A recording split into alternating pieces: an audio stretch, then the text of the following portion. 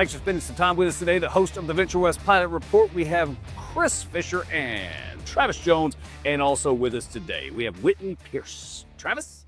Whitney, you've had a pretty significant aviation career, 40 plus years in the industry. I did. We would love to hear about your training journey, the pathway from that first flight. Oh, absolutely. My dad took me to an air show out in California back in the day, and I looked up at the sky and I saw these airplanes flying around, and I knew immediately that's what I wanted to do. And I set off on my journey. I was I had the ambition to get what I wanted, Right. and I just got my licenses. I got all my ratings that I needed to do flight instructor stuff. Started teaching people I was out in Hayward, California at the time. Okay. And then I got enough hours to work my way up to Wings West, which is another airline out in California. It's non-existent anymore. Okay. That was out of San Luis Obispo, beautiful place. And then I had enough hours to work my way up into TWA, and then TWA to American Airlines, where I am now. That's remarkable. What yeah. What was the first plane you flew? That was a Grumman TCAT.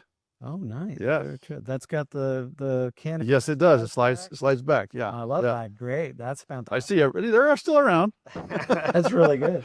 Any moments in the career that really stand out as being, just significant or meaningful to you? Well, there are a lot, but the highlights would be, when you get your job, that's where you can actually start making money. That's the key right there. I got, flight instructor job. I actually made money. Oh my gosh, people were paying me to do something, do flying, right? And then I got the job at Wings West, and I'm like, oh, they're going to pay me to fly a turboprop? Holy crap. And then the next, I'm off to TWA, and then I'm working for American. And so those are big moments. But when I became captain at American Airlines was probably the biggest part of my career. Right. That was the top. That really stands Yeah. out. All that work that I had done for all those years paid off. Was there a part of that, a phase where it was really difficult, the harder part before the payoff? Yeah, the money was pretty bad. Yeah. The money was really tight back in those days. It's gotten a lot better now.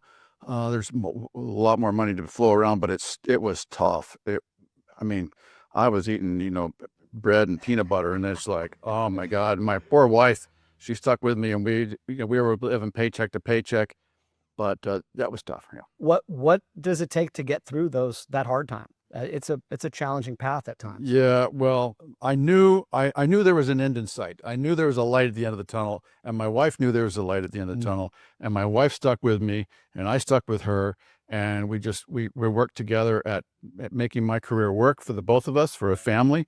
She raised my two boys, and I took care of the household at the time, and we just stuck through it, and we made it work. So that family support was pretty. Oh, you've got to have a support system. Yeah, it was really beneficial for me. I don't know if I could have done it by myself. She just was awesome. Nice. Yeah. Very cool. You talk about the money was really hard in the beginning, and then you get those first job. It's going to pay a little bit of money, pay a little bit more each time you go.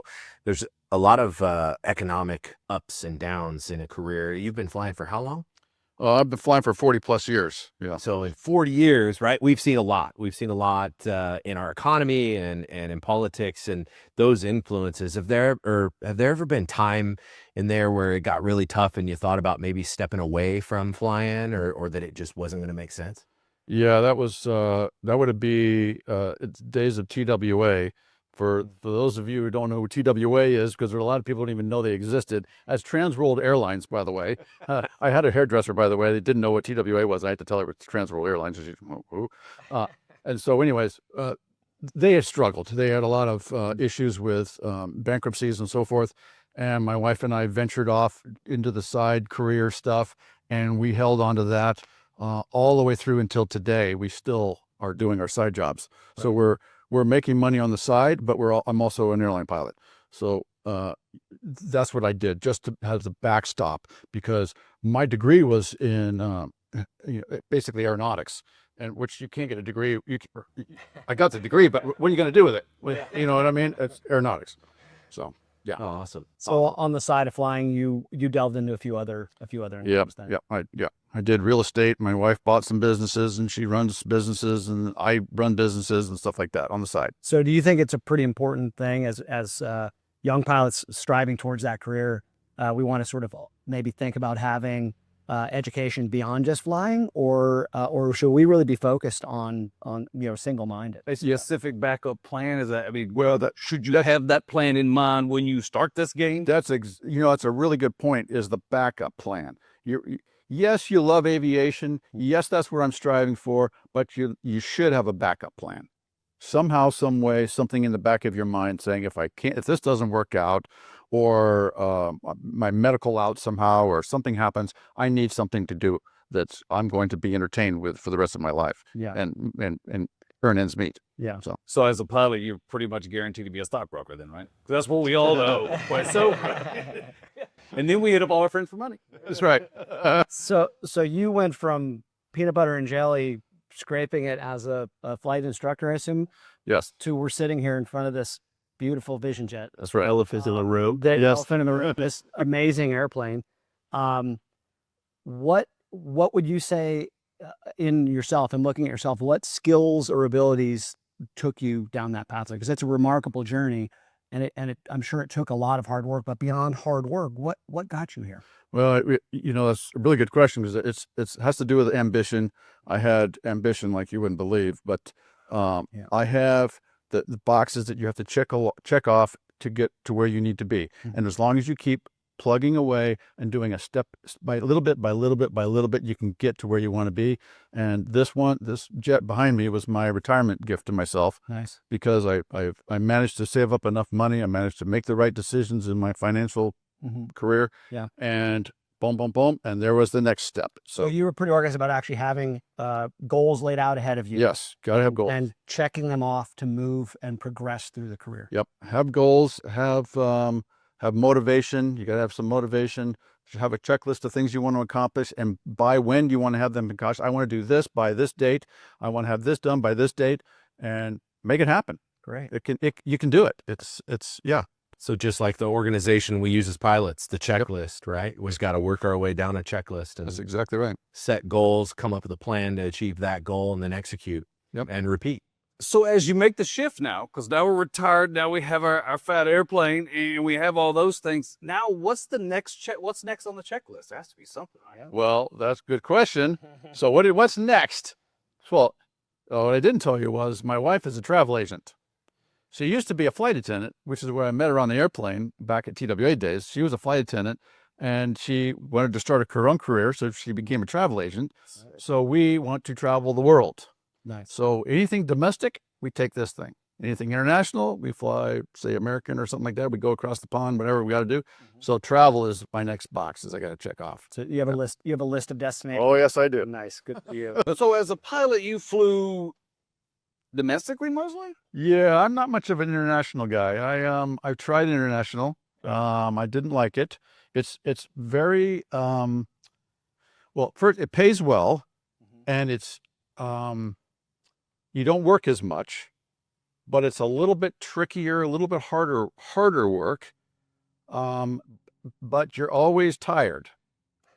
So international, you get tired a lot. Right. We go from Phoenix to Hawaii, and I don't even like to do that, because you fly over there during the day, you get in around dinner time, you spend the night, but you leave at 11 o'clock at night and you land at 7 in the morning. So that stuff is a little bit tough. Yeah. So I stayed domestic. I absolutely love flying domestic. So you get in bed at a decent hour, you get up at a decent hour. Yes, clock correct. Work, and they don't start messing with your body clock. That's correct. weird. And well, it's all about seniority too. Don't forget, it's all about seniority. Right. So seniority plays a big deal on what you fly and what you can't fly. Yeah. And what are you rated in at work? For American, I fly the Airbus A320, which encompasses the 319, the 320, 321, and the 321 Neo. But you get in the cockpit, they all look exactly the same. You can't even tell what airplane you're in until you look at the placard that says what airplane you're in. And so. Fantastic. And I assume flying this is similar but totally different. This is completely different.